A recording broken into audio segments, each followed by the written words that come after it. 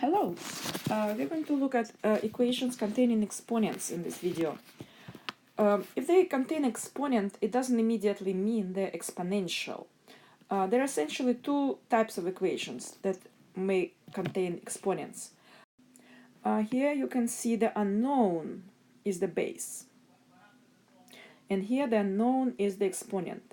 Which of them you think are called exponential equations?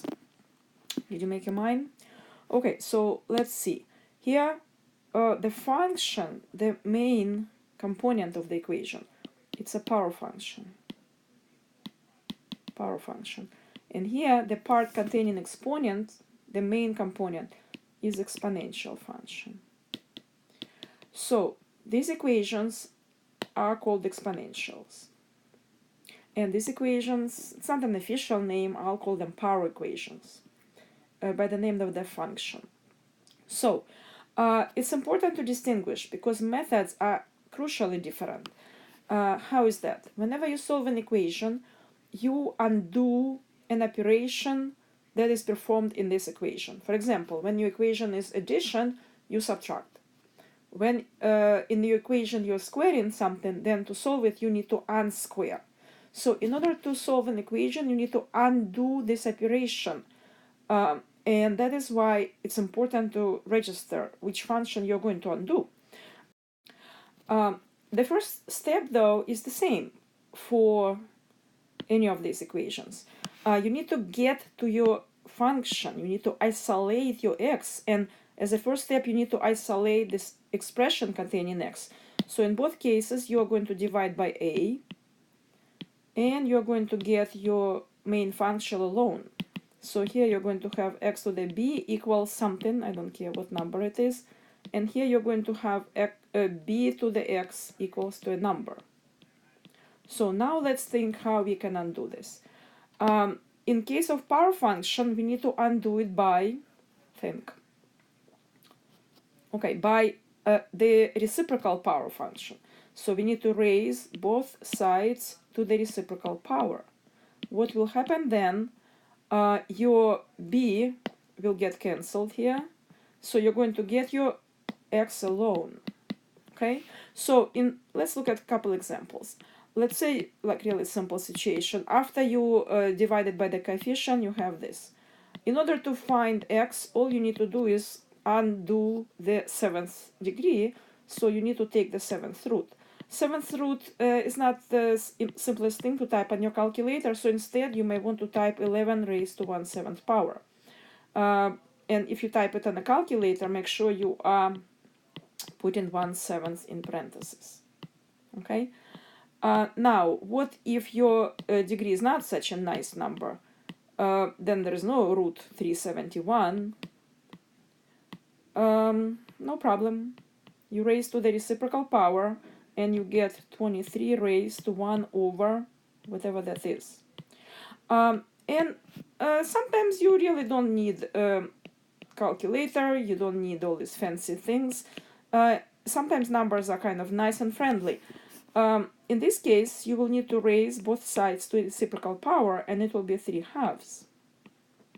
Right? So x raised to 16 raised to 3/2 would be a root, second root, square root of 16 raised to the 3rd power. Of course, it's easier to take a square root first, which is 4, and then raised to the 3rd power, and that is 64. Okay, this is pretty much all you need to know about power equations. Always undo the exponent. Okay, so let's focus on exponential equations now, when the unknown is exponent. Okay, so there are two types of exponential equations. I call them good and bad exponential equations. I don't think it's an official name. What makes them good? Let's look at the first one. The bases here are different, really. 2, 4, 8. But it's clear that they are related. We can represent all of them as powers of 2. So this method is called common bases. Common bases. So, yeah, 4 and 8 are not the same, but it's easy to represent them as powers of 2. So, the first is already a power of 2, which is good. Now, 4 is 2 squared. And then 2 squared will be raised to the x power.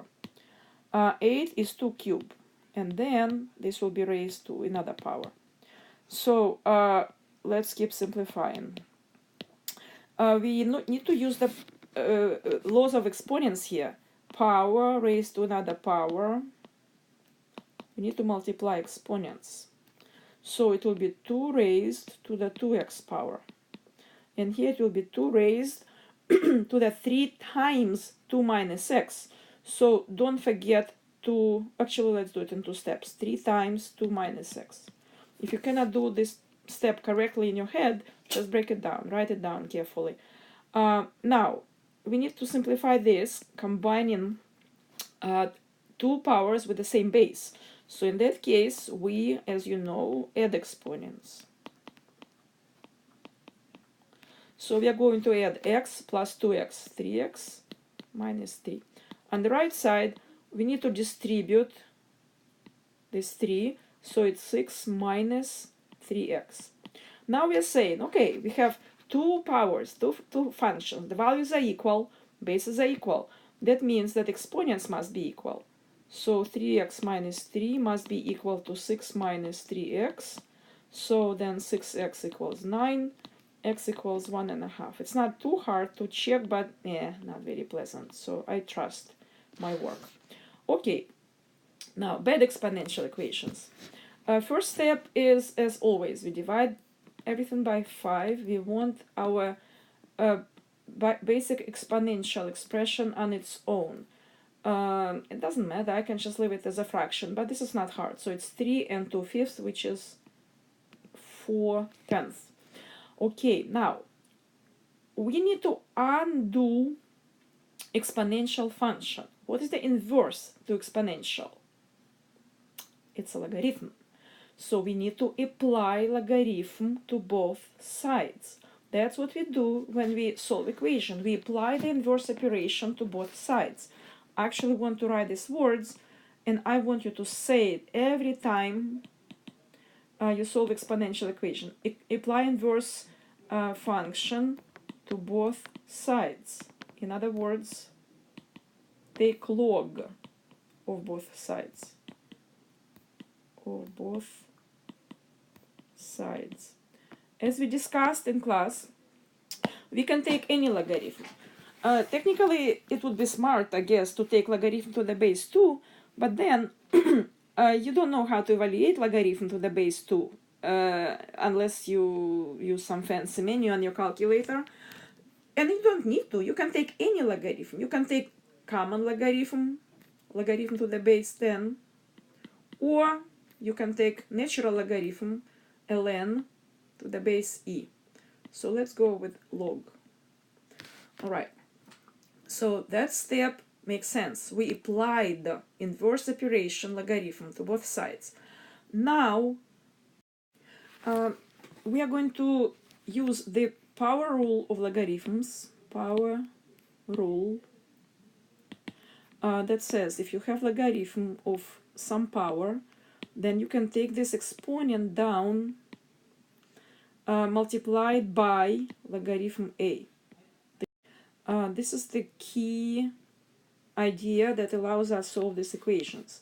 So what we do is we bring this down. We write x minus 3. We need to put parentheses because it's a binomial, times logarithm 2 equals logarithm 3.4, which I could evaluate by now, but I'm going to do it all in one shot.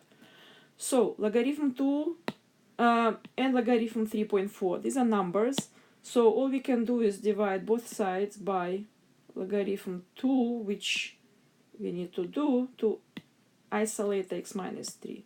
X minus 3 equals, okay, let's evaluate this now. So when you divide it on a calculator, you get 1.7655. So it's like 766. And then you add 3 and you get your answer. 104,766. And you watch how much you need to round. One quick comment. When you type this on a calculator, don't forget to put parentheses here before you divide. Otherwise, you will get logarithm 3.4 divided by something, and you don't want this to happen inside of the logarithm. I want you to see what would happen if I decide to use a natural logarithm instead. So I apply ln, natural logarithm, to both sides. Nothing changes. It will be exactly the same process. I still use the power law, and then I divide both sides by ln2, and you can check, I will get exactly the same result. But there is one situation when we really want to use natural logarithm rather than log. So one more example. So let's say we have an equation where the base is e. The first step will be exactly the same. We need to get rid of this coefficient. I'm not even going to rewrite this. Whatever that number is, I can type it all in one shot. But it's some number. Okay, now, instead of applying some foreign logarithm like log and log to each side, I am going to, I'm not even going to apply ln here. Why not? Let's think about this. If e to some power equals something, this is equivalent to a being logarithm of c to the base e. In other words, it's logarithm c. Think again about this. The e, this invisible base here. So if you raise e to the power of a, we'll get c. That's the definition of logarithm. So I just know that my exponent here, 2x minus 3, is natural logarithm of 19.5 over 5.2. I'm not going to evaluate it now. It's easy to type in a calculator. But what I just want to stress that this process is much easier than if you put ln in the front, ln something else, and then you would use a power rule to bring it down, and you would get 2x minus 3 ln e equals ln something. But then you would start thinking, what is ln e? No, you wouldn't think. You would just use a calculator. But the truth is, ln e is just 1. Because e raised to the first power gives you e. So you would still end up with the same expression after a few more steps and more confusion, possibly. So here's the idea again. And it's worth noticing because natural logarithm and natural exponential function are used a lot in modeling, and this is one of the reasons, simplicity of solving this equation, one of the reasons why continuous models are so common in modeling. Okay, happy solving.